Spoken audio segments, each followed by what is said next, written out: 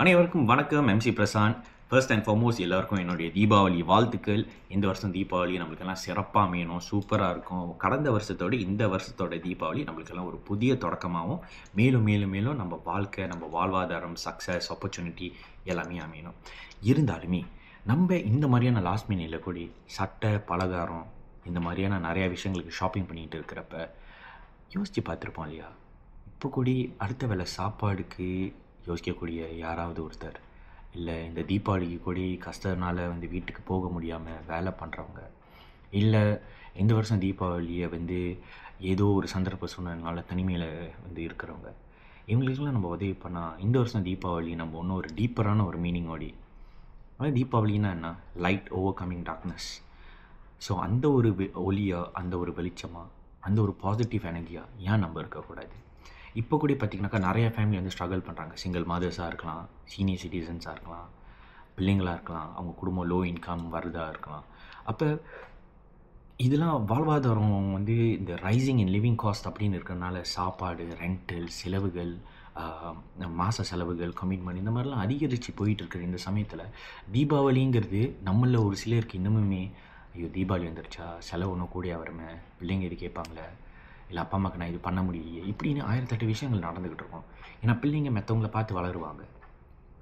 பக்கத்து வீட்டுக்காரவங்க பிள்ளைங்க மேபி அப்பா அம்மாவுக்கு ஏதாச்சும் வாங்கி கொடுப்பாங்க, அப்பா அம்மா புது துணிமணிகள் பிள்ளைங்களுக்கு எடுத்து கொடுப்பாங்க, இல்லை முதியோர் இல்லத்தில் உள்ள வயசானவங்க பிள்ளைங்கள்லாம் கைவிட்டுட்டாங்க அப்படின்னு சொல்லிட்டு இந்த தீபாவளியில் தனிமையில் அவங்க ஒளி ஏற்றுவாங்க. அப்போ நம்மளால் முடிஞ்ச உதவியை நம்மளுக்கு தெரிஞ்ச மீடியா மூலியமாக ஷேர் பண்ணுறது நம்மளோட கடமை இல்லையா? தீபாவளி கொண்டாடுறோம், நம்ம வரைக்கும் நம்ம பார்த்துக்குறோம், எல்லாம் சரி தான்.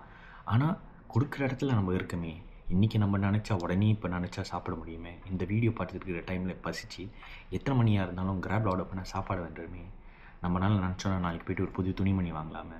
இப்போ நினச்சோன்னா எங்கேயாச்சும் மனசு வச்சா டொமஸ்டிக்காவோ இல்லை இன்டர்நேஷ்னலாவோ எங்கே வேணாலும் ட்ராவல் பண்ணலாமே, கார்னிவலுக்கு போகலாம். ஆனால் நம்ம ஒரு சிலரில் இதெல்லாம் பண்ண முடியாமல் இருக்காங்க. அவங்களுக்கு நம்ம எப்படி உதவி பண்ணலாம்?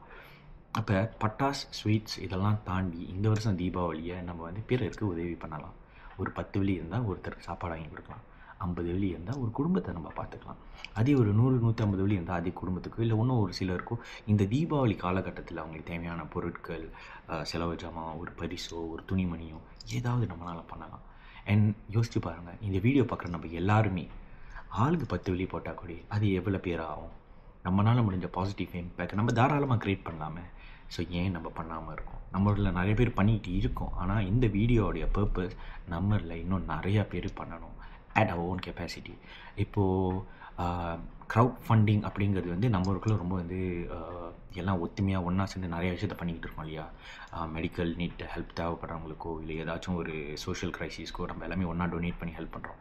இந்த தீபாவளியை, இந்த ஹேபிட்டை இன்னும் பெருசாக இன்னும் எக்ஸ்பேண்ட் பண்ணி நம்ம கெப்பாசிட்டியை இதை நம்மளோட லைட், அதாவது கொடுக்குற இடத்துல நம்ம இருக்கிறனால நம்மளோட லைட்டை இந்த மாதிரி டார்க்னஸ், அதாவது போவர்ட்டி, ஹங்கரி, இல்லைனா ஒரு கஷ்ட காலத்தில் இருக்கிறவங்க அவங்க வாழ்க்கையில் ஒரு ஒளியாக நம்ம ஒரு ஒளியாக தான் போகணுங்கிறத தவிர்த்து நல்ல விஷயத்தோடு அவங்களுக்கு சந்தோஷமாக பண்ணோன்னா நம்ம வாழ்வாதாரமும் கண்டிப்பாக உயரும். அதே சமயத்தில் அவங்க வாழ்வாதாரமும் உயரும்.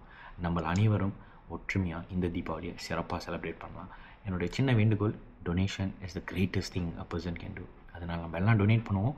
இந்த தீபாவளியில் let's bring light to everyone and impact as many beautiful lives and souls out there.